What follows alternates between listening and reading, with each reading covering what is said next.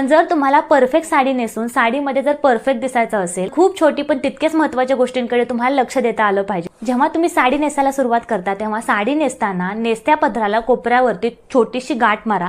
यामुळे काय तुमची साडी ही नेसत्या पदरापासून अजिबात निसटत नाही, जशाच तशी राहते. त्या पदर काढताना पदर नेमका किती लांब ठेवावा हे अनेकींना समजत नाही.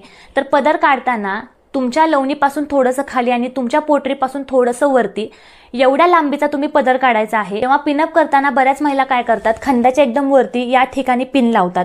तर असं अजिबात करायचं नाही. जर तुम्ही खांद्याच्या एकदम एक्झॅक्टली वरती पिन लावली तर तुमचा पदर हा सतत पुढे येत राहील आणि ते दिसायला अजिबात चांगलं दिसत नाही.